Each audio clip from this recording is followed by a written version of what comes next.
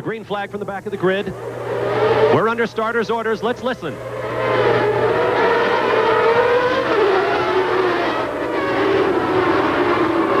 Quickly away, and it looks like Senna has the outside line as they fly down this long front straightaway. There's Senna to the right of your picture. Whoa. Teammate Prost tucks in between, and we've got a huge crash. That's one of the marches. That's Gugelman. Gugelman tipped over. Well, we're going to have a red flag here for sure. More crashes going. Mauricio Gugelman looks fine there. The car is back the right way up. But that must have given him an awful shock where the car just tilting over on the wheels touched, tilted the car up in the air and just dumped him right on his head. Take another look. Midway on your screen. There you see his brakes lock up. He loses slight control. Runs into the back of one of the Williams, Boutsen's car. Takes the wing off Nigel Mansell's car. Gerhard Berger's forced to go down the outside, skating down on that very substantial roll bar.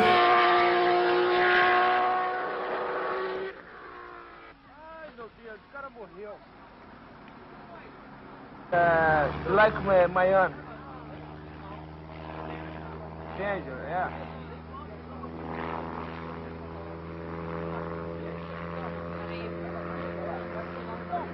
Oh, o cara recolhendo os pedaços do carro. On Saturday afternoon, Philippe Alliot, the Frenchman, also qualifying very well in a normally aspirated Lola, had a tremendous crash right in front of the pits when his left rear tyre deflated, sending him into the pit wall, destroying the car, but a great testament to the modern Grand Prix car that he escaped absolutely unscathed. Spun across the road, hard into the pit wall, crumpled up and then bounced back across the track, disintegrating as it went. Alliot, amazingly enough, was unhurt.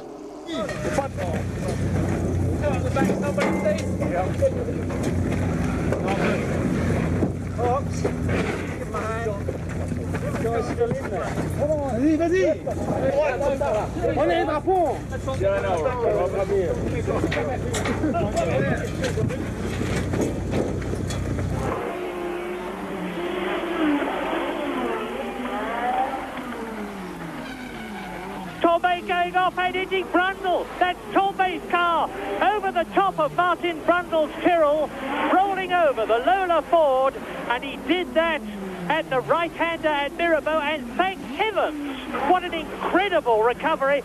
Patrick Torbay is perfectly okay after a tremendously spectacular crash. Yes, and we see Torbay going down the inside. Brundle doesn't see him coming, moves over, and that flicks him up in the air, and he does a quick loop-the-loop over. There goes the car, but no damage to Torbay there. You see that his head was well away from the ground and was protected by the rollover bar, so really there shouldn't have been any damage to that. They are rumours. Oh, De Cesaris sideways. De Cesaris on the grass. He's going over. Oh, De Cesaris, a major accident. And I think he's all right. He's getting out. Andrea De Cesaris getting out of the wrecked remains of the Ligier Renault number 25. He got it on the grass and completely cartwheeled. He's walking up the bank, and miraculously, he looks completely unhurt.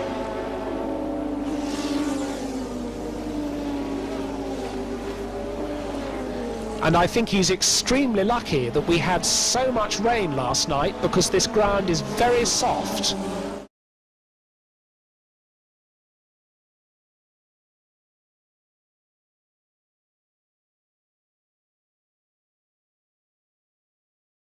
I don't think there was a problem with the car. I think I just arrived too quickly, was committed to the corner, and there was nothing. There's no room around here to manoeuvre.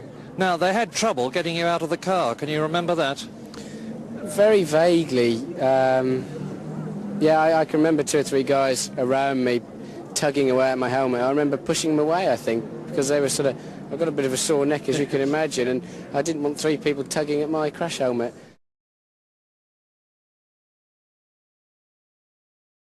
Pironi's Ferrari took off, flew through the air, nosedived into the ground and into the Armco.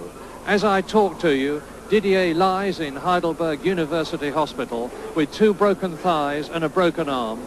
But mercifully, the very good news is that his life is in absolutely no danger. And that is Baldi, and we've had a big accident on the back straight. That is Mauro Baldi, but Jochen Mass is off as well, I think. Jochen Mass has gone off in the march. I think the 2 cars touched. And there, right further down, is Mass's car, and goodness me, it's gone through the catch fencing, over the Armco barrier. It's right in the spectator area, and it's on fire.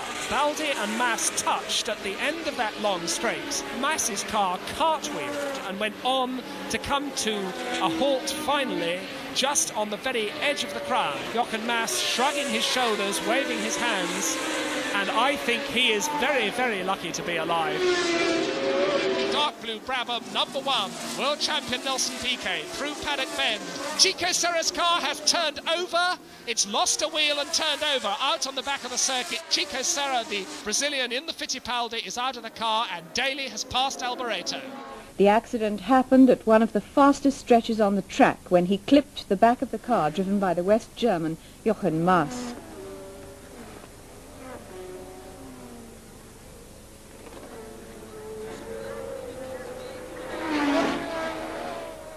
Villeneuve was hurled about 20 yards into crash fencing. Medical teams were on the spot within seconds to give emergency treatment and the kiss of life.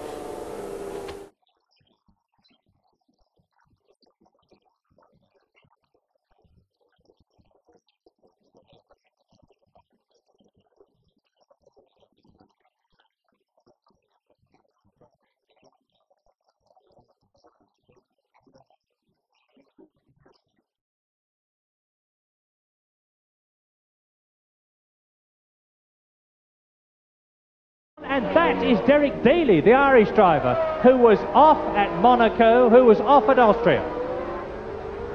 Yeah, he's gone straight on at the end of the straight. It looks like... yeah, he seems to be all right. He certainly with the upper part of his body, he's getting out of the car. He's struggling to get out. It looks to me, I'm sure something has failed on the car, because he's obviously hit the barrier very hard. That's the footwell you can see with the brake arrangements all hanging off. So the whole of the front of the car is smashed off. Yeah, they're carrying him away to have a look at his legs. And it looks as though, thank heavens, Derek Daly, after a dreadful crash at exactly the same place where John Watson crashed in practice, is perfectly okay.